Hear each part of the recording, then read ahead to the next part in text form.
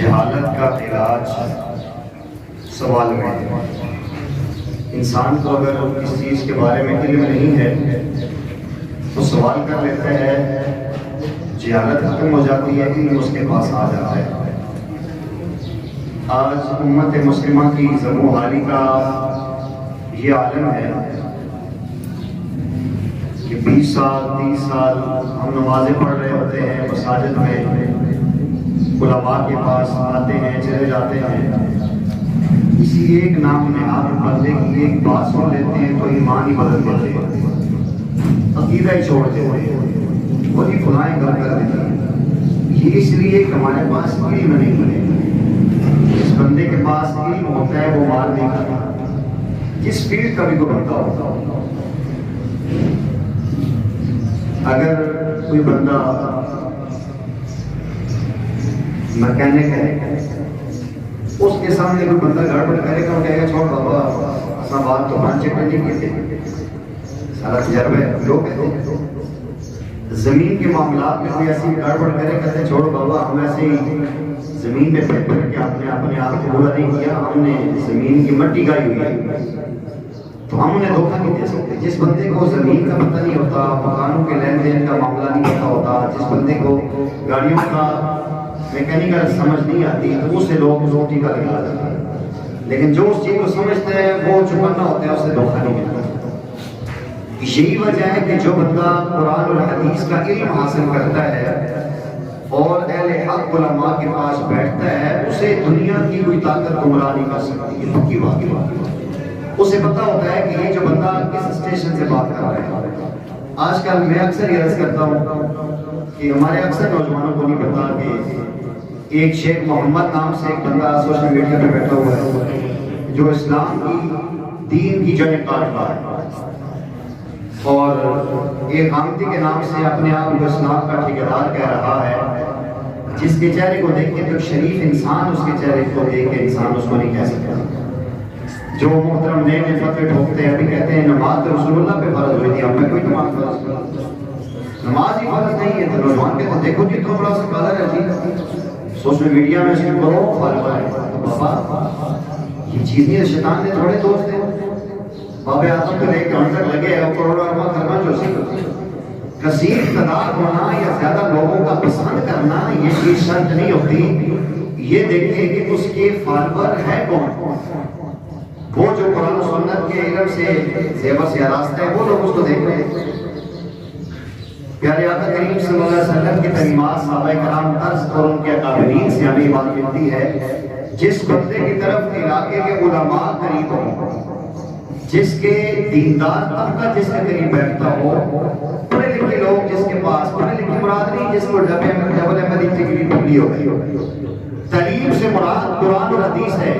ہم نے خواہ مخواہ سکولوں کو بھی لکھ دیا ہے کہ مسلمان مرد عورت کے لیے علم حاصل کرنا فرض عین ہے۔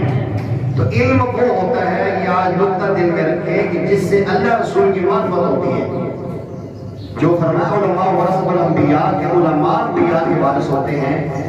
جس چیز کے ذریعے جوتی بنانے کا فن آئے، جس کے ذریعے لوہا بنانے کا فن آئے، پنکھا بنانے کا فن آئے، بابا وہ فن علم نہیں ہے۔ ہم نے فنون کو علوم بنا دیا اور علوم کو ہم نے چھٹی دے دی۔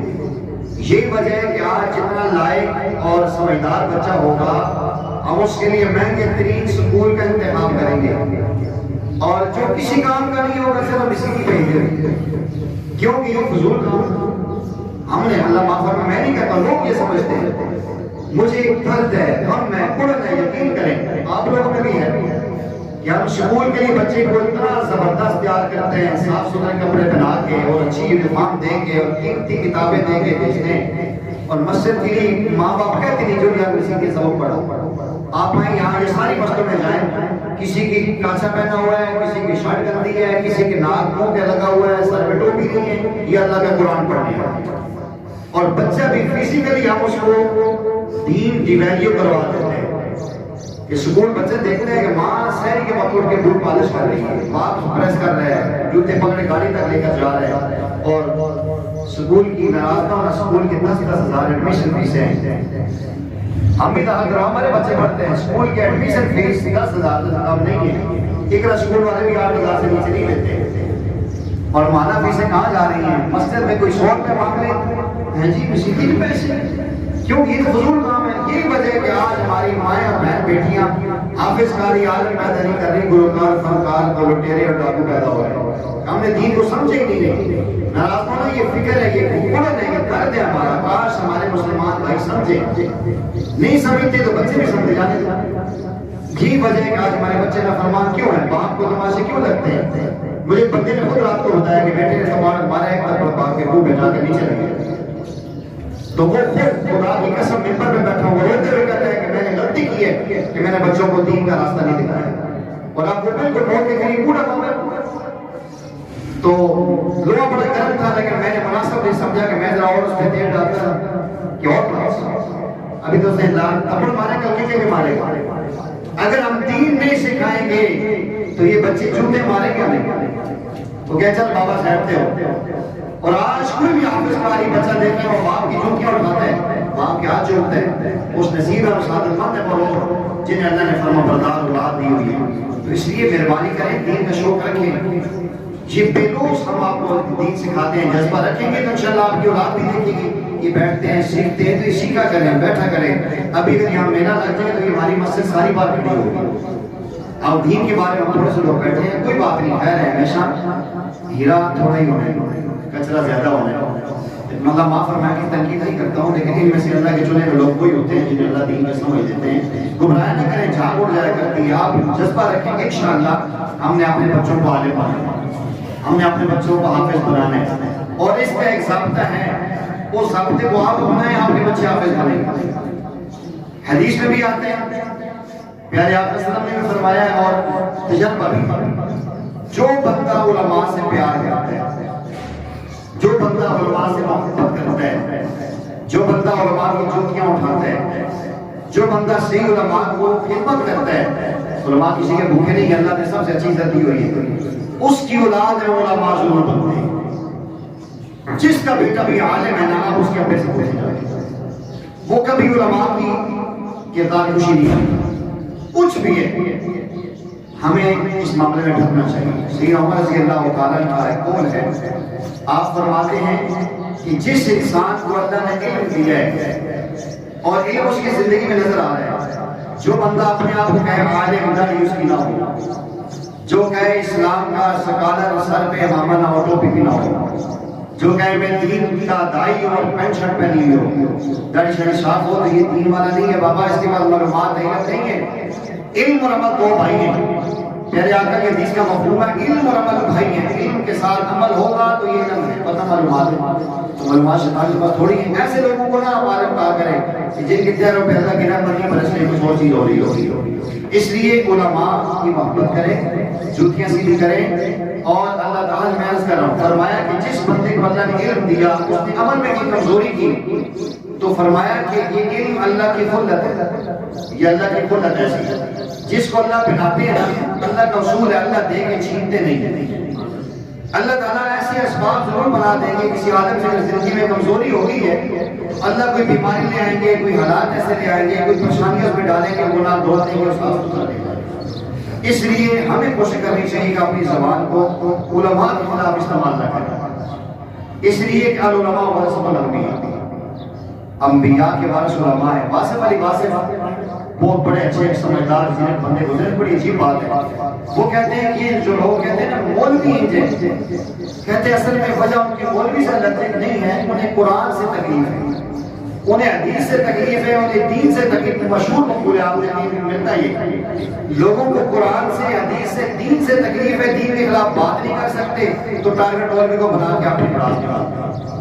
اس لیے ہمیں کوشش کرنی چاہیے، چاہتے ہیں کہ آپ کے بچوں میں علماء صلحاء پیدا ہوں تو دین والوں کی محبت دل میں رکھیں، اللہ ضرور آپ کو یہ عطا کرے گا، اللہ مجھے آپ کو اس پہ عمل کی توفیق دے۔ اچھا، ایک ساتھی نے یہ سوال کیا کہ آپ اکثر جمعے میں سورہ اعلیٰ کیوں پڑھتے ہیں؟ اچھا سوال ہے بہت، اس کا اور میں سامنے سائنس کا جواب ہوگا۔ جن لوگوں نے حرم میں عمرہ وغیرہ کیا ہے، وہاں اگر جمعہ پڑھنے کا اتفاق ہوا ہے تو امام نے کہا جمعے کی نماز میں سورہ اعلیٰ پڑھتے ہیں، کسی کو یاد ہو؟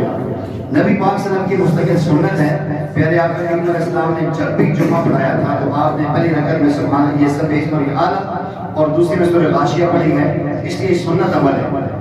اور مجھے ایسے بھی ایک نوجوان ملا، کہتے ہیں جی آپ ماشاءاللہ پورے قرآن کے حافظ بھی اچھا قرآن پڑھتے ہیں، ہر دفعہ آتا ہوں کہ نئی تلاوت ہوگی پڑھ کے وہی دو سنتے ہیں آپ سناتے ہیں، تو اصل یہ سنت ہے اس لیے ہم اس کو پڑھتے ہیں۔ ایک چیز تو یہ ہے۔ اچھا دوسری چیز یہ اس نے ایک دوست نے بات کی کہ بعض لوگ ایسے ہوتے ہیں کہ نماز میں کھڑے ہوتے ہیں مستقل شلوار ٹخنوں سے نیچے ہوتی ہے، تو یہ مستقل شلوار ٹخنوں سے نیچے رکھنا حرام ہے۔ پیارے آقا کریم صلی اللہ علیہ وسلم کی حدیث کا مفہوم ہے کہ جس انسان کا ٹخنا ہمیشہ شلوار سے دھوتی سے ڈھکا رہتا ہے تو یہ حصہ جہنم کی آگ میں جلے گا، اس لیے مستقل طور پہ اس کو ننگا رکھنا چاہیے۔ یہ ٹخنا گٹا جس کو کہتے ہیں، ٹخنا اسے کہتے ہیں۔ بعض لوگ ایسا کرتے ہیں ویسے شلوار گھسیٹتے ہیں، نماز کے ٹائم اس کو یوں شروع کر دیتے ہیں، علماء نے اس کو بھی مکروہ لکھا ہے۔ بعض لوگ ایسا کرتے ہیں ٹروزر یا پینٹ پہنی ہوتی ہے تو نماز سے پہلے وہ نیچے سے فولڈ کر رہے ہوتے ہیں، کتنی بری لگتی ہے۔ ہمیں چاہیے کہ ہم اس کو شروع سے چھوٹا کروا دیں، کچھ بھی نہیں ہوتی، لوگ کیا کہیں گے؟ ہم نے سنت کو زندہ کرنا ہے، اس لیے مستقل نماز ہو یا غیر نماز ہو، مرد کی شلوار سے ٹخنا ننگا ہونا چاہیے اور عورت کا ٹخنا شلوار میں چھپا ہونا چاہیے۔ اور الٹی گنگا بہ رہی ہے، عورتوں کی شلواریں ٹخنوں سے اوپر ہیں اور مردوں کی شلواریں ٹخنوں سے نیچے ہیں، اس لیے یہ مستقل اوپر رکھنی چاہیے ورنہ سخت وعید ہے۔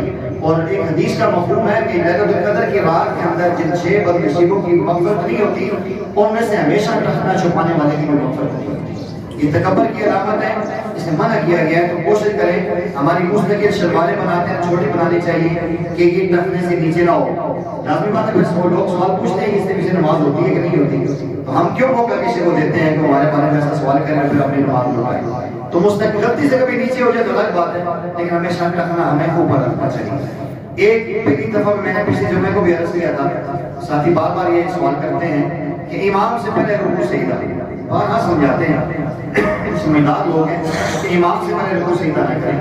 اللہ کے نبی صلی اللہ علیہ وسلم نے فرمایا مجھے ڈر ہے اس بات کا جو امام سے پہلے رکوع سجدہ کرتا ہے کل قیامت کے دن اللہ سے اٹھائیں تو اس کا چہرہ گدھے کی طرح کرنا چاہیے۔ ہمیں 2 سیکنڈ انتظار کر لینا چاہیے، کچھ نہیں ہوتا، بس آتے کہتے ہیں ساتھ ساتھ ہونا چاہیے۔ بھائی جب امام بنا ہے تو امام اور مقتدی آگے پیچھے ہوتے ہیں، ساتھ ساتھ نہیں ہوتے، 2-4 سیکنڈ روک جائیں۔ فلاں نے یہ کہا، ہمارے لیے نبی پاک صلی اللہ علیہ وسلم کی بات حجت ہے، کسی اور کی حجت نہیں ہے۔ امام کو آگے رکھیں، مقتدی پیچھے جائیں، تب امام اور مقتدی ہوگے۔ جب ساتھ ساتھ ہوں گے تو پھر امام کون اور مقتدی کون؟ یہ بنیادی چیزیں اس کا خیال رکھنا ضروری ہے۔ جی پھر یہ سوال اکثر یہ جو غسل ہوتا ہے، غسل کرنے سے پہلے پڑھنا چاہیے کچھ بسم اللہ یا کوئی ایسی؟ بڑی اچھی بات کی ہے۔ ویسے تو حدیث میں یہ آتا ہے کہ ہر اچھا کام شروع کرنے سے پہلے بسم اللہ پڑھنی چاہیے۔ اگر ایک نارملی غسل جمعے کے لیے کرتے ہیں یا احرام کے لیے کرتے ہیں یا ویسے غسل کر رہے ہیں اس وقت بدن ہمارا پاک ہوتا ہے تو بسم اللہ ہمیں پڑھنی چاہیے اور بسم اللہ پڑھتے ہیں۔ اور وضو بھی شروع کرتے ہیں تو بسم اللہ والحمدللہ پڑھ کے وضو شروع کریں گے، اللہ صغیرہ گناہ معاف کر دیں گے۔ لیکن اگر غسل جنابت کا ہے تو اس وقت ناپاکی ہوتی ہے تو منہ سے قرآن نہیں پڑھ سکتے۔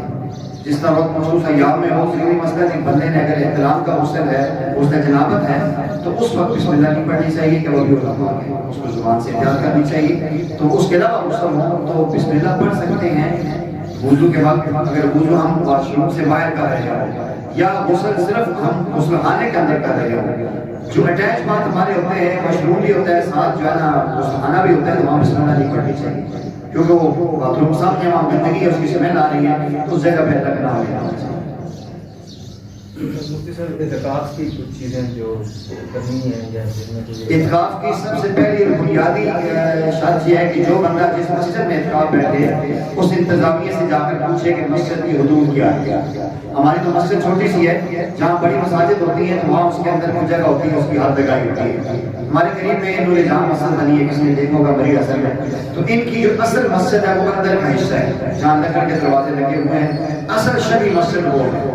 باقی جو باہر ہے انہوں نے مدرسے کی نیت کی ہوئی ہے، تو اس میں اعتکاف والے اندر بیٹھ سکتے ہیں، باہر وہ نہیں آ سکتے۔ باہر آئیں گے تو مسجد کی حدود سے باہر ہے، ان کی جو ہے نا وہ نماز اعتکاف ٹوٹ جائے گا۔ ہاں اگر نماز کی کوئی ترتیب بنتی ہے، نماز باہر ہو رہی ہے تو جماعت کے لیے انسان باہر آ سکتا ہے۔ تو پہلی چیز تو یہ ہے، مسجد کی سیڑھیاں مسجد سے باہر ہوتی ہیں، مسجد کے واش روم مسجد سے باہر ہوتے ہیں، مسجد کا چھت مسجد سے چڑھ کے ہم باہر جاتے ہیں، جو مسجد کی عبادات میں چیز استعمال نہیں ہوتی وہ مسجد سے باہر ہے. بس اوقات یہ محراب بڑے بڑے محراب ہوتے ہیں وہ مسجد کی حدود سے باہر ہوتے ہیں. ان جگہوں میں اگر ایک بندہ مثلا یہ اگر پورا آپ نے دیکھا ہوگا نا کہ امام محراب سے تھوڑا پیچھے کھڑا ہوتا ہے, پورا اندر نہیں ہوتا. اگر پورا امام اندر ہو جائے محراب میں تو وہ نماز قبول ہوتی ہے کہ مقتدی الگ ہے اور امام الگ ہے. آپ نے دیکھا ہوگا کہ محراب مسجد کی دیوار سے باہر ہوتا ہے. تو جو بندہ اعتکاف بیٹھتا ہے اسے ان جگہوں میں احتیاط کرنی چاہیے کہ ایسے نہ ہو کہ محراب میں اس کے اندر چلا جائے اذان دینے کے لیے. تو یہ جو چل کے گیا ہے اس کے علاوہ کوئی بندہ اگر ہو تو پھر اس نے جو غیر شرعی کام کیا ہے اس کو نہیں کرنا چاہیے. اسی طریقے سے ہم وضو کرتے ہیں, وضو کی جگہ مسجد سے باہر ہوتی ہے. یہ ساری وہ جگہ ہے کہ جو اعتکاف کے آداب کے خلاف ہے. یہاں بات چیت سیڑھی پہ باتیں کرنا, واش روم میں کھڑے ہو کے باتیں کرنا, وضو خانے میں کھڑے ہو کر یا باتیں کرنا غلط ہے. ہمیں وہاں بائیں پڑھنی چاہیے, وضو کر کے سیدھا اوپر آ جانا چاہیے. بلکہ علماء نے یہاں تک لکھا ہے کہ ہم جو یہ برش کرتے ہیں عام طور پہ صبح شام کرتے ہیں, لوگ سحری کے ٹائم کرتے ہیں یا افطاری کے بعد یا رات کو سونے سے پہلے کرتے ہیں, یہ ضروری نہیں ہے. یہ اگر اعتکاف میں کوئی بندہ کرنا چاہتا ہے تو اس کو چاہیے کہ وہ ٹوٹیوں سے نیچے کھڑا ہو, مسجد کے حدود میں کھڑا ہو, منہ آگے کر کے برش کر لیں تاکہ اس کے یہ 2-4 منٹ جو ہیں یہ بغیر فضول کسی چیز میں ضائع نہ ہو.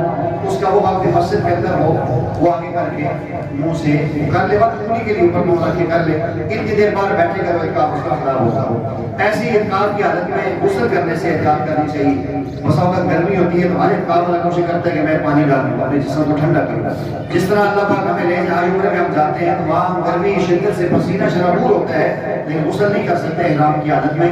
جب تک احرام نہیں کھولتے بھلے مٹی کے اوپر پڑتی رہے اس کو چھیڑ نہیں سکتے. تو یہ اعتکاف کے اندر ایک پابندی ہے, مشقت ہے کہ تاکہ بندہ مشقت اختیار کرے اللہ اس کو نوازے. تو غسل سے احتیاط کرنی چاہیے. کوئی بندہ ایسا ہے کہ اس بیچارے کی طبیعت بہت سخت خراب ہو گئی ہے, اس کا بی پی ہائی ہو گیا ہے, جس میں گھبراہٹ آ چکی ہے, تو وہ کوشش کرے کہ قمیض اپنے محتکم پہ چھوڑ کے جائے اور اس نہانے میں اتنی دیر لگائے جتنی دیر میں وضو کرتے ہیں.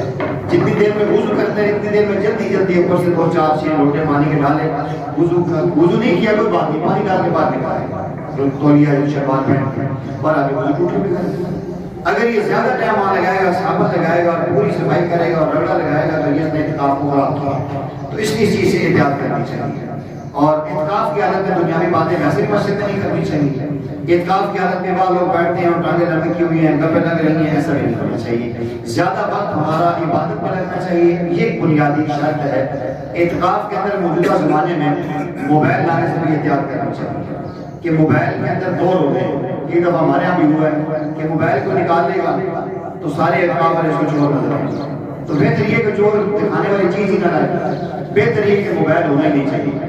یہ اعتکاف والا کوئی بھی موبائل نہ لائے. کوئی ایمرجنسی مجبوری ہو تو امام صاحب قاری صاحب کے پاس موبائل ہوتا ہے, اپنے گھر والوں کو بتا دیں کہ ایمرجنسی ہوگی تو قاری صاحب کے نمبر سے میں آپ کو کال کر دوں گا اور قاری صاحب کو بس کو بیلنس کروا دیں, چلو ان کا بھی آ کے قریب ان کا موبائل استعمال نہ کریں. تو یہ ایک آسان طریقہ ہو سکتا ہے. تو اور موبائل بھی نہیں لانا چاہیے. کوشش کرنی چاہیے اعتکاف میں بیٹھنے والوں کو 2 سوٹ اپنے ساتھ کپڑوں کے لانے چاہیے. سفید چادر سب سے بہتر ہوتی ہے کہ سفید چادر لے کر آئے, کہ سفید چادر مسجد کے ماحول سے زیادہ مناسب ہوتی ہے. مختصر بستر لے کر آئے, کوشش کرے دری ہو, چٹائی ہو, جو ہوتی ہے آج کل دری نما ہوتی ہے, یہ کمبل ایک چادر لے آئے, تکیے لے آئے, بس اتنا کافی ہے. زیادہ لٹر پٹر نہیں ہونا چاہیے. اور افطاری میں بھی کوشش کرے ہمارے کامل ساتھی ناراض نہ ہو, کوشش کرے مختصر سے مختصر ہونی چاہیے. زیادہ کھائیں گے نیند زیادہ آئے گی, عبادت کرنے میں دل نہیں کرے گا. تو تھوڑا ستھرا ترتیب ہونی چاہیے. اور گھر والوں کو رخصت دی جائے کہ آپ 10 دن آپ سے ہمارا ودا ہے, شام رات انشاءاللہ آپ سے ملاقات کریں گے. اور سب سے اہم اور قیمتی بات, اعتکاف کی رات اٹھ کے بازار کا چکر نہیں لگانا چاہیے. ہم سارا ہفتہ لگا کے محنت کر کے بازار کو جوڑتے ہیں اور پوری ٹینکی اعمال سے بھری ہوتی ہے. جو ہی بازار میں جاتے ہیں تو ہمیں رنگ برنگ کے پھول نظر آتے ہیں, ٹینکیاں کانٹے بھی نظر آتے ہیں, تو سارا ہمارا نور وہ قاضی آباد لوگ شادی کے بازار میں. اس لیے مہربانی کریں جن ساتھی میں اعتکاف بیٹھنا ہے وہ ابھی سے جا کر جوتے شوتے خرید لیں, راستے کے خرید لیں, جو بچوں کو سامان لینا ہے پہلے ہی لے لیں, تاکہ اعتکاف کی رات جو جس رات بدلہ ملنا ہے, جس کو جائزہ کہا جاتا ہے, جس رات بخشش کا اعلان کیا جاتا ہے, مسجد ہماری خالی ہوتی ہے اور ہم بازار میں ہوتے ہیں, یہ چیز غلط ہے. الحمدللہ اللہ کے فضل سے تحدیث میں نعمت کے طور پہ عرض کرتا ہوں کہ جب سے میری شادی ہوئی ہے ہم رمضان کی شاپنگ رمضان سے پہلے کر لیتے ہیں, کسی سے ادھار پیسے نہیں کر لیتے. ہمیں رمضان کا کم گھر والوں کا ہمارا جو ہے خالص گزرتا ہے. سبزی کے لیے مجبور مجھے جانا پڑتا ہے, باقی سارے کپڑے شپڑے پہلے سے میرے سے چکے ہیں. الحمدللہ جو میرے کپڑے عید پہ پہننے ہیں وہ خرید بھائی نے سی کے مجھے دے نہیں, میرے گھر میں الحمدللہ تو یوں انتظام کریں، کام کرنے والے کام کرتے ہیں، ہم کہتے ہیں ان کو زور لگاتے ہیں، گھر کو لے کر جاتے ہیں، وہ ساری بات ضائع ہوتی ہیں، یہ غلط نہیں ہونی چاہیے۔ اگر ہم کریں مہنگائی سے بچ جائیں گے، وہ جو سیزن لگا تو اس سے بھی پیسے بچ جائیں گے۔ ان چیزوں کا خیال رکھیں، یہ ضروری ہے، اعتکاف والوں کے لیے اور غیر اعتکاف کے لیے بھی ضروری ہے، اس کا خیال رکھیں۔ اور اعتکاف میں یہ بھی کوشش ہونی چاہیے کہ ساتھی یہاں بیٹھے سفید پردہ اس کے پاس ہونا چاہیے، تسبیح اس کے پاس ہونی چاہیے، مسواک ہونی چاہیے کہ ہر وقت رومال اپنے اوپر رکھے، اس پہ اللہ چہرے پہ جو انوارات ڈالتے ہیں وہ محفوظ رہیں گے، اور تسبیح سے ذکر کرے گا اور مسواک سے اس نے جو ہے کہ وہ کرنی ہے۔ بعض بات یہ کہتے ہیں کہ اپنی جائے نماز بھی لانا چاہیے، وہ 10 دن آپ اس جائے نماز پہ بیٹھ کے عبادت کریں، اور انشاءاللہ وہ پورے سال کے لیے انوارات سے بھری ہوئی جائے نماز ہوگی۔ یہ جائے نماز ایسی رکھی کہ اعتکاف کے لیے آتے ہیں، الحمدللہ اللہ نے مجھے توفیق دی، میں عمرے پر بھی جائے نماز آتے ہیں اور ہم نے حرم سے گھما کر سنا ہے، اس پہ بیٹھتے ہیں خاص مزہ آتا ہے۔ تو کوشش کریں ایسی جائے نماز رکھیں کہ اس پہ 10 دن آپ اسی پہ عبادت انفرادی عبادت کریں، زیادہ دعائیں پڑھیں، ذکر کریں، اذکار کریں، اپنی جگہ رکھ کے کریں۔ بعد میں جب اعتکاف سے اٹھیں گے اس مسئلے میں جو کھڑے ہو کے نماز بھی پڑھیں تو اس میں مزہ آئے گا، انوارات سے بھری ہوگی۔ ان چیزوں کا خیال رکھیں، ناخن کاٹ کے آئیں، بالوں کی صفائی کر کے آئیں، بالوں کی صفائی کر کے آئیں، تاکہ اس رات پہ باربر شاپ پہ نہ جانا پڑے، وہاں بھی وقت ضائع ہوتا ہے۔ صبح تک ساری تک بیچارہ جو ہے نا وہ کینچی وہ اس طرح والا بیٹھا رہتا ہے بیچارہ سارا، وہ یہ نہیں کرنا چاہے ضرور ان کے کام ہے کو اللہ تعالیٰ برکت دے، لیکن ہم کوشش کریں جتنا ممکن ہو سکتا ہے پہلے کر لیں گے، ان بیچاروں کو یہ گزارنے دیں۔ ہم اگر پہلے سارا کام کریں، ان دنوں میں راتوں کو جا کے ہم ان کی خدمت کر لیں، چاند رات میں ہمارے بزرگ بھی تو آرام کریں، تو یہ چیز ہوتی ہے، ساری چیزیں اس کا اہتمام کریں۔ اگر خدا نہ خواستہ کسی کو مسئلہ بن ہی جاتا ہے غسل کا اعتکاف کی حالت میں، تو ضروری ہے کہ اعتکاف کی حالت میں وہ مٹی پاس رکھیں، تیمم کے لیے مٹی پاس رکھیں تو سب سے بہتر ہے۔ عام طور پر پرانے لوگ مسئلے میں اعتکاف بیٹھتے تھے، تھوڑی سی مٹی ہوتی تھی، کوئی احتکام ہو گیا، کوئی مسئلہ ہو گیا تو وہیں مٹی کا تیمم کیا اور پھر مسجد میں نکلے، ورنہ گزریں گے تو وہ سارا ناپاکی کی جگہ ہو گیا، وہ ناپاک بندہ مسجد سے گزر رہا ہوگا مسجد کے آداب کے خلاف، پھر فرض اور محال نہیں لا سکے تو یہ بات لوگوں نے یہ کہا ہے کہ چادر اس کے بعد ایکسٹرا ہونی چاہیے کہ وہ چادر ایسے بچھائے اور اس چادر پہ وہاں تک جائے، پھر وہاں سے اسکوٹر پھینک کے اس پر جائے کہ خدا نہ خواستہ خطرہ والا گرتا بھی ہے تو اس چادر پہ گرے، چاہے نماز پہ کہیں پہ نہ گرے، تاکہ مسجد کا جو ہے استعمال نہ ہو۔ تب غسل واجب ہو گیا تو پھر اس کے لیے خانے میں جا کے غسل کرنے میں گنجائش ہوتی ہے، صابن بھی لگا سکتے ہیں، وہ 5-7 منٹ بھی لگا سکتے ہیں، وہ مجبوری ہے۔ تو باقی جو چیزیں بنیادی بہت ساری باتیں ہیں وہ آپ سوال کریں اور پوچھ لیں، جس کو کوئی بات سمجھ آتی ہے اس میں آسانی ہو جائے گی انشاءاللہ۔ کسی کے ذہن میں کوئی مزید سوال صاحب ایک مشکل سوال ہے جی کہ اللہ تعالیٰ نے فرمایا کہ فرقے میں نہ پڑے، میری رسی کو مضبوطی سے تھام لیں۔ ماشاء اللہ، تو اگر ہم اس مسجد میں بیٹھے ہیں جی تو کیا یہ فرقے میں نہیں آتا؟ ماشاء اللہ، بڑی بات ہے۔ دیکھیں اصل چیز یہ ہوتی ہے فرقہ کیسے ہوتا ہے، اس کا پوری ڈیفینیشن سامنے ہونی چاہیے۔ فرقہ وہ ہوتا ہے کہ جو اسلام کے اندر ایک نئی چیز کا آغاز کیا جائے، جس طرح ہم کہتے ہیں کہ تشیع ایک فرقہ ہے، قادیانی ایک فرقہ ہے، پرویزی ایک فرقہ ہے، غامدی ایک فرقہ ہے، انجیرین محمد علی مرزا ایک فرقہ ہے کہ انہوں نے اسلام کے اجتماعی چیزوں سے ہٹ کے ایک نیا کام شروع کیا ہوا ہے۔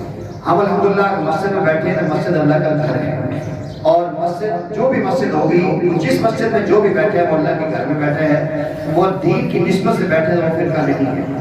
ہم جو لوگ ہیں ہم مسلمان ہیں، اور جو بھی اپنے آپ کو مسلمان کہتے ہیں اور مسلمان کی عقائد کی جو بنیاد ہے اللہ کے نبی صلی اللہ علیہ وسلم نے خود 2 حدیث میں فرمایا ہے، ویسے بہت ساری حدیث ہیں، ایک میں فرمایا کہ ستفترق امتی 73 فرقۃ، فرمایا مجھ سے پہلے جو لوگ تھے 72 فرقے تھے، میری امت میں قریب 73 فرقے ہوں گے، اور کلہم نار، سارے جہنم میں جائیں گے الا واحد، ایک بچے۔ تو صحابہ کرام نے پوچھا یا رسول اللہ وہ کون ہے؟ تو آپ نے فرمایا ما انا علیہ و اصحابی، وہ جو میری اور میرے صحابہ کرام کی زندگی پر چلے گا، جس کو آج کل کے دور میں اہل سنت والجماعت کہتے ہیں۔ یہ لوگ کہتے ہیں کہ اہل سنت جماعت بھی فرقہ ہے، جی کیوں فرقہ بابا؟ ما انا علیہ سے مراد اہل سنت کسے کہتے ہیں؟ سنت والا۔ میں نے کئی دفعہ اس پہ بڑی تفصیل سے بات کی ہے، جو بندہ دودھ بیچتے اس کو ہم کیا کہتے ہیں جی؟ دودھ والا۔ جو سبزی بیچتے اس کو سبزی والا، جو کپڑا بیچتے اس کو کپڑے والا۔ تو بابا جو سنت والا ہے وہ اہل سنت ہے۔ سنت کس سے شروع ہوئی؟ ہمارے آقا صلی اللہ علیہ وسلم سے، تو پیارے آقا سنت والے۔ اہل سنت کا مطلب ہوتا ہے سنت والا، تو سنت والے ہمارے آقا، اور بل جماعت سے مراد صحابہ کی جماعت ہے۔ یہ فرقہ تو نہیں بابا، اس حدیث کا اردو میں ترجمہ ہے جو پیارے آقا نے فرمایا انا مان علیہ وصحابی، پھر آپ نے فرمایا کہ میں آپ کے اندر نا سنتی و سنت الخلفاء الراشدین المہدیین، میں آپ کے اندر اپنی سنت اور خلفاء راشدین کی سنت چھوڑ کے جا رہا ہوں، عزو علیہ بن نواجز، اس کو پچھلی داروں سے مضبوطی سے تھام کے رکھنا، لا تضلوا، کبھی بھی آپ گمراہ نہیں ہوگے۔ آج اگر ہم دیکھیں ہر بندہ دعویٰ کرتا ہے کہ میں سنی ہوں، میں سنی ہوں، میں سنی ہوں، آسان طریقہ یہ ہے اس کی اذان سے لے کر اس کے جنازے کی اختتام تک ہر عمل میں اسے پوچھا جائے کہ اس میں نبی علیہ السلام کی سنت بتاؤ، خلفائے راشدین کی سنت بتاؤ، کیا صحابہ نے نبی علیہ السلام نے یہ عمل کیا ہے تو پھر یہ اہل سنت ہے، اور اگر صحابہ کرام نے کیا تو یہ والجماع ہے، صحابہ نے نبی علیہ السلام نے عمل نہیں کیا وہ کرتا ہے تو یہ نہ وہ اہل سنت ہے نہ والجماع ہے۔ بات ختم ہے، اس میں کسی کی نمبر پلیٹ کی ضرورت نہیں۔ آپ دیکھیں المسجد میں لوگوں نے نمبر لکھایا ہوا ہے، اب بات دیکھیں ہماری مسجد کے اندر لکھا ہوا ہے جامع مسجد دار ارقم، اور کچھ بھی نہیں لکھا ہوا، وہ فلاں اور مسلمان ہے، مسلمان کا گھر یہ اللہ کا گھر ہے، اس میں مسلمان آتا ہے، جو اونچی امین کہتا ہے وہ بھی ہے، جو آستہ امین کہتا ہے وہ بھی ہے، جو ہاتھ اٹھاتا ہے وہ بھی ہے، جو ہاتھ کی اٹھاتا ہے وہ بھی ہے، مسجد ایسی ہونی چاہیے۔ الحمدللہ میں وباگ حال دو حل کہہ سکتا ہوں، پورے علاقے میں واحد مسجد دار ارقم آپ کو ملے گی، میری بات ریکارڈ بھی ہو رہی ہے، جس میں کسی بھی تنقید نہیں کی جاتی، فل زور لگایا ہمیں نہیں روکتے، فل ٹانکے کھولتے ہم نہیں روکتے، باقی کسی مسجد میں میراج الحرمین میں کوئی نماز پڑھ کے مجھے دکھائے، ایک نماز پڑھے گا دوسری نماز میں تو ٹانگا نہیں کھولنے کو نہیں بنتے، آج تک ایک بندہ مجھے بتا دے کہ جس کے ہاتھ کیا ہو میرے بات نیچے کرو نہیں۔ نبی علیہ السلام کے حدیث اگر ثابت کرنے تو یہ ہے اصل ہر مولوی کی ذمہ داری ہے اور ہر عالم کی ذمہ داری مسجد کو اللہ کا گھر بنائے، اپنی ذاتی جداری نہ بنائے، یہ کمزوری ہے۔ اللہ کرے کہ جو سلیم بھائی نے بات کی ہم لوگ سمجھیں اس بات کو، فرقہ تو نہیں ہے لیکن ہم لوگ ایسا ماحول کریٹ کریں کہ ہمارے مولوی کو وہ کہنا ملے فتنے کی بات کرنے کی باتیں تو ہمارے پاس بھی پڑی ہیں، بہت کچھ باتیں کر سکتے ہیں، لیکن ہم فرقے کی بات کیوں کریں؟ ہمارے پاس قرآن بھی بنا ہوا ہے، ہمارے پاس حدیث بھی بنی ہوئی ہے، ہمیں قرآن و سنت سے بات جانا ہی نہیں چاہیے۔ جو بندہ جو بھی عالم قرآن و سنت سے بات کرتا ہے اللہ دنیا میں بھی عزت دیتے ہیں اور وہاں لوگ اسے محبت بھی کرتے ہیں۔ میں آپ کو اردو سے کوئی میٹھو نہیں بنتا ہوں، مجھے ایک بندے نے کہا کہ کسی اور مسجد کے نمازیوں نے کسی جنازے میں بیٹھ کر کہا کہ یار یہ واحد بندہ ہے کہ جس کے پیچھے ہم نے اس کے درس سنے ہیں، جمعے کے اجتماع کو فرقے کی بات ہی نہیں، اللہ رسول کی بات کرتے ہیں، عمل کی بات کرتے ہیں۔ ہمارے پاس اتنی باتیں ہیں، ہم کیوں کہیں بابا کہ آپ ٹانگے کیوں کھولتے ہو، ہم کیوں کہیں کہ تم ہاتھ کیوں، اور کام تھوڑے ہم اس کام میں کیوں لگائیں؟ جو نماز نہیں پڑھتے ہم کہتے ہیں بابا نماز پڑھو، جو جھوٹ بولتے ہیں ہم کہتے ہیں بھائی جھوٹ نہ بولو یار، زنا نہ کرو، سود نہ لو، یہ اتنے کام ہیں یہ کوئی نہیں بولتا، اس میں بولتا ہے کہ تو یہ کیوں نہیں کرتا، کیوں نہیں کرتا ہے، وہ جو کرتے ہیں وہ پھر کہتے ہیں۔ جو مسجد کو ایک مخصوص لوگوں کے لیے اللہ کا گھر بناتا ہے اور اعلان کرتا ہے کہ یہاں فلاں لوگوں کا داخلہ بند ہے، لکھا ہوتا ہے بعض مساجد میں تبلیغی جماعت کا داخلہ بند ہے، فلاں کا داخلہ بند ہے، بابا یہ فرقہ ہے، یہ مسجد اللہ کا گھر ہے، جس نے اللہ کو خدا مانا ہے، جو رسول کریم علیہ السلام کو آخری نبی مانتا ہے، صحابہ کو برحق مانتا ہے، کہ مسجد اس کی جگہ ہے، اس کو عبادت سے کوئی نہیں روک سکتا۔ فقہاء نے لکھا ہے یہ جو ہماری آفس کی مساجد ہوتی ہیں نا جو ہم لوگ جام کرتے ہیں وہاں جمعہ کے لیے پابندی ہوتی ہے، باہر کا بندہ جمعہ نہیں پڑھ سکتا، تو وہ لکھا ہے وہاں جمعہ نہیں ہوتا۔ جمعے کی بنیادی شرط ہے اس نے آپ ہر بندہ آ کے نماز پڑھا، اگر میں نے یاد رکھ دیا کہ میرے فرقے کے لوگ آئیں گے باقی کوئی نہیں آئے گا، یہ مسجد نہیں ہے فرقہ، تو اس لیے فرقہ نہیں بننا چاہیے۔ اللہ نے چیزیں منع کیا ہے کہ واعتصموا بحبل اللہ جميعا ولا تفرقوا، اللہ کی رسی کو مضبوطی سے پکڑو، فرقوں میں نہ بٹ جاؤ۔ ساری تفسیریں اٹھائیں، دیوبند کی، بریلوی کی، اہل حدیث کی، اس اللہ کی رسی سے مراد قرآن اور حدیث، یہ قرآن اور حدیث رسی ہے، یہ نہیں کہ اپنے بزرگوں کی رسی پکڑو گا مولوی صاحب، قرآن اور حدیث کی رسی بنیاد ہے، جو بندہ قرآن اور حدیث سے چیز ثابت کر کے پیش کرے تو ٹھیک ہے، اور اس میں بنیادی چیز قرآن حدیث کو سمجھا ہے صحابہ کرام نے، صحابہ کرام کے بعد سمجھا ہے میں مجتہدین نے، جنہوں نے زندگیاں لگائی ہیں اس میں، کوئی بندہ کہتے ہیں ان کو نہیں پتا، منیفہ کو تو آتا ہی کچھ نہیں ہے، مجھے زیادہ آتا ہے، اور یہ اس بابے کی کمی ہے، اس لیے فرقہ نہیں ہے جی، یہ اللہ کا گھر ہے۔ ہاں جو مولوی خاص ایک طبقے کی تبلیغ کرے وہ فرقہ پرستی ہے، وہ ہے۔ اصل میں سبیر صاحب کا سوال یہ تھا کہ جو اہل حدیث ہے دیوبند اور بریلوی یہ فرقے حالانکہ ان میں فقہی اختلافات ہیں، بڑی اہم بات یہ جی، میں اصل میں اس شوق میں جانا نہیں چاہ رہا تھا۔ عام طور پہ اگر کوئی بندہ اپنے آپ کو دیوبند کہتا ہے، اہل دیوبند یا اہل بریلی یا اپنے آپ کو غیر مقلد، انہیں اہل حدیث کہنا نہیں چاہیے، ان کے پاس ہے کچھ نہیں، ان کو اہل حدیث کیوں کہیں؟ ہم الحمدللہ اہل حدیث ہیں، ہم حدیث بیان کرتے ہیں، وہ اہل حدیث نہیں ہے، ان کا یہ سرکاری انہوں نے اعلان کیا ہوا وہ غیر مقلد ہے۔ غیر مقلد اس لیے کہتے ہیں نہ وہ ابو حنیفہ کو مانتے ہیں، نہ شافعی کو مانتے ہیں، نہ حنبلی کو مانتے ہیں، نہ مالکی کو مانتے ہیں، نہ حرمین والوں کو مانتے ہیں، وہ غیر مقلد ہیں، ہم الحمدللہ مقلد ہیں۔ تو یہ جو ہے نا جو بات بریلوی اہل حدیث میں فقہی مسائل پہ تھوڑی سی مشکل ہے۔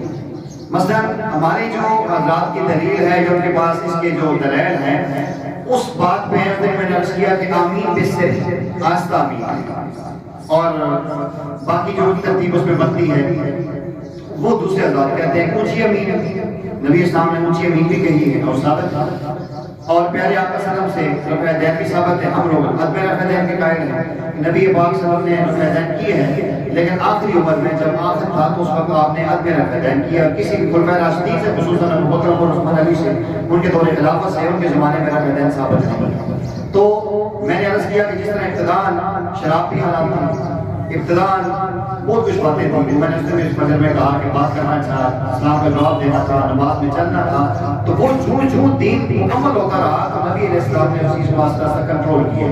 تو اس میں اولا غیر اولا کا مسئلہ ہے، کفر اسلام کا مسئلہ نہیں ہے، جو اس کو کفر اسلام کا مسئلہ بناتا ہے وہ غلط کرتا ہے۔ اونچی امین کہنا یا آستہ امین کہنا کفر اسلام نہیں ہے، ہاتھ باندھنا چھوڑنا کفر اسلام نہیں ہے۔ اولا غیر اولا کا مسئلہ اب یہ ہاتھ اٹھانا یہ یعنی فرض تو نہیں ہے کہ فرض چھوڑے گا تو کافر ہو جائے گا، سنت کے اندر پوچھ لیجیے۔ اور میں بنیادی چیز ہمارے استاد جی فرمایا کرتے تھے کہ اللہ کے نبی صلی اللہ علیہ وسلم نے زندگی میں جو اعمال کیے ایک دفعہ میں جو عمل کیا اللہ نے قیامت تک باقی رکھا، کسی نہ کسی کو اس پہ لگا دینا، اللہ کو اپنے محبوب کے ادائیں پسند ہے۔ اس لیے میرا تو میرے اساتذہ ہمارے بڑوں میں یہ نظریہ ہے جو عمل نبی علیہ السلام سے زندہ ہے ثابت ہے، جو کرتا ہے بس ہم نہیں بولیں، ہم کیوں بولیں؟ آپ سے کوئی اٹھانا بھی ثابت ہے، آپ سے نہ اٹھانا بھی ثابت ہے، کوئی یوں اٹھاتا ہے، کوئی یوں اٹھاتا ہے، کوئی یوں کرتا ہے، ہمیں تو ہمیں کیا وہ جانے اس کا کام جانے، پیارے آقا نے ثابت ہے کرتے ہر ایک اپنا انداز ہے۔ جتنے بھی لوگ ہیں جو اپنے آپ کو اہل دیوبند کہتے ہیں یا اہل حدیث کہتے ہیں یا اہل سنت اپنے وہ کہتے ہیں، ان کا منتہا پیارے آقا ہے، سب نے جانا ادھر ہی، تو اس میں وہاں جا کے پتہ چلے گا کہ کون حق پہ ہے کون نہ حق پہ ہے۔ میں نے آپ کو ایک ضابطہ بتا دیا ہے، ضابطہ صرف یہ کہ اگر کھول کے چیزیں پیش کرتے ہیں یہاں ہماری ذہنی سطح اتنی کمزور ہے کہ ہم پوری بات سنیں گے نہیں، ہم پر ناکہ بچ جائے گا، نیچے جانے سے پہلے ہم اس کو برداشت نہیں کر سکیں گے۔ ایک ضابطہ میں نے عرض کیا ہے، جو اپنے آپ کو دیوبند کہتا ہے، جو اپنے آپ کو اہل حدیث کہتا ہے، بریلوی کہتا ہے، اگر وہ سنی ہے اہل سنت جماعت ہے تو اس کو ہر اپنا عمل نبی پاک صلی اللہ علیہ وسلم کی زندگی میں اور خلفائے راشدین کی زندگی سے ثابت کرنا چاہیے۔ اگر وہ ثابت کر چکا ہے تو صحیح معنی میں وہ اہل سنت جماعت ہے، اگر وہ ثابت نہیں کر سکتا دائیں بائیں سے پکڑ کے یوں نہیں یوں ہے یوں تھا یوں تھا یوں کرے، بابا وہ جانے اس کا کام جانے، ہم اس کے ضامن نہیں ہیں، ہمیں اپنی اصلاح کرنی چاہیے، ہم اپنے آپ کو بنائیں۔ عوام الناس کا کام ہے کہ اپنی اصلاح کریں، جس عالم پہ اعتماد ہے اس کو پرکھیں، اس کے سر کے بالوں سے پاؤں کے ناخن تک دیکھیں، اس کے ساتھ وقت گزاریں، اس کو دیکھیں کہ اس کے پاس اندر سے بغض حسد ہے یا اس سنجیدگی ہے، اگر آپ کو اچھا لگتا ہے آپ کا دل مانتا ہے تو اس کے پیچھے آنکھ بند کر کے چلیں اور اس کی باتوں کو لے کر رہنمائی کریں۔ عوام کا کام نہیں آپس میں تو ایسا کرتا ہے تو ایسا کرتے ہیں، کسی کا کوئی حق نہیں پہنچتا۔ مجھے ایک بندہ ملا ہمارے نمازی ہے، کہنے لگا جی میں ریڈی پہ کباڑ کا کام کرتا ہوں، کہیں اگر بیٹھے ہوں یا کوئی عزیز سے سنیں گے تو کہتے ایک بندہ ہے جی تو میں نے دیکھا کہ وہ نماز نہیں پڑھتا، تو میں نے سنا نماز پڑھا کرو نہیں بولا کہ میں نے پھر کہا نماز پڑھا، میں نے کہا نماز کیوں نہیں پڑھتا؟ تو اس نے کہا تمہیں پہ ہوگا نہیں پڑھتا۔ ہمارے ذمہ یہ ہے کہ اللہ کے نبی نے یوں سختی نہیں کی، ہمارا ذمہ پیار سے سمجھا دینا، بھائی پڑھ لیا کریں، ترغیب دینا چاہیے۔ پیارے آقا کریم علیہ السلام کی میں ماشاء اللہ میرے درس میں بیٹھتے میں نے بار یہ بات کہی ہے، کسی جگہ بھی پیارے آقا نے سوائے دو چار جگہ پہ تو کہہ کے نہیں کسی کو بولا۔ آپ نے فرمایا ہمیں کیا ہو گیا ہمیں ایسا کرنے کا، ہمیں کیا ہو گیا ہم نماز میں سستی کر رہے ہیں، یہ نہیں کہ سوادوں میں کیا ہو گیا تم کیا کر رہے ہیں۔ ایک موقع پر دیکھا کہ میں کیا دیکھ رہا ہوں کہ ہم لوگ ہنس رہے ہیں، ہمیں کیا ہو گیا ہم لوگوں سے غافل ہو گئے، صحابہ کو نہیں کہ تم غافل ہو گئے۔ تو پیارے آقا نے کسی کو ٹارگٹ کیا ہی نہیں، ہم کو تم کیوں نہیں کر رہے، وہ کہ تمہیں پیو لگ نہیں۔ میں نے یقین کرے جو میرے پاس آتی امان کھڑے تھے ان کے پاس ہو، میں نے کہا تھا شکر کا 2 لڑکا نہیں ماری تھے مجھے، تو ایک کام ہے تیرا سمجھانا ہے، کسی میں زبردستی کیوں کرتے ہو؟ بیوی آج مارتی نہیں کسی کے بعد، بیٹا باتنا نہیں تو باہر ماننے والوں پہ ہم قبضہ کریں گے، تم کیوں نہیں کرتے؟ کہتے نہیں کرتے، کر کیا کریں؟ اس سختی میں اگر اس نے انکار کر دیا کافر ہو گیا، ہم سب بنے اس میں کافر کر دیا، ہم نہیں کرنا چاہیے، دعا مانگنی چاہیے۔ تبلیغ والوں کی بات بہت زبردست ہے، یہ جب کسی کے پاس جاتے ہیں نا بات کرنے کے لیے، ملاقات کے لیے، اگر کوئی ساتھی یہاں بیٹھا ہو تو وہ ایسا کرتے ہیں، دعا کرتے ہیں اے اللہ صغیر بھائی کے دل میں ہماری محبت پیدا کر دے، اس کے دل میں دین کی فکر پیدا کر دے. پوری آپ نے دیکھو مسجد سے نکلتے ہیں دعا کرتے ہیں, پھر وہ جاتے ہیں اللہ اس کے دل میں نرمی ڈالتے ہیں. تو ہم جو پہلے جا کے ہمارے اندر سے کھوکھلے ہوتے ہیں اس سے نقصان ہوتا ہے. ہمیں اسی معاملے میں عوام کو کچھ نہیں چھیڑنا چاہیے. جو آپ کو کوئی چھیڑتا ہے, مجھے ایک بھائی کی بات بہت اچھی لگی, ان کو کسی بندے نے چھیڑا کہ فلاں شیخ محمد کو سنا کریں. انہوں نے کہا کیوں سنیں, ہم کیوں سنیں, ہم اپنی نماز ٹھیک کریں, اپنے آواز ٹھیک کریں. بہت زبردست, میں نے اسلام پیش کرنا, بہت زبردست بات. کوئی کہتے ہیں شیخ محمد ٹھیک ہے جی, ایسے مفتی نہیں سننے, شیخ محمد سن سکتے, وہ کیوں سنیں جی؟ ہمارے پاس علماء ختم ہو گیا, قرآن ختم ہو گیا, ہم قرآن پڑھیں گے, حدیث پڑھیں گے, اپنے استادوں سے سیکھیں گے. اس لیے اس لائن پہ چلیں گے تو انشاءاللہ کوئی فرقہ آپ کو گمراہ نہیں کر سکتا. بہت سارے فرقوں نے ہمارے محلے میں سر اٹھایا, اللہ کے فضل سے, اللہ کے کرم سے بھاگ گئے. مزید ہی تھوڑے تھوڑے کوپلے ہیں, اللہ کریں کہ مسئلے جائیں گے اگر ہم لوگ صحیح رہیں, کسی کے بہکاوے میں نہ آئیں. جس طرح ماشاء اللہ ہم اپنے ماں باپ کے بیٹے ہیں, کوئی مجھے کہے تو اپنے پیونا نہیں ہوا فلاں بندہ کہہ رہا, ہم کہیں ٹھیک ہے کہ میرا پاس کوئی ہو رہا ہے. جس طرح ہمیں اپنے باپ پہ اعتماد ہے, ایسے ہمیں نبی علیہ السلام اور صحابہ پہ اعتماد ہونا چاہیے, قرآن پہ اعتماد ہونا چاہیے, تب ہم سیدھے جائیں گے, ورنہ کچے ہوں گے تو کام خراب ہوگا. اللہ مجھے آپ کو عمل کی توفیق عطا فرمائے.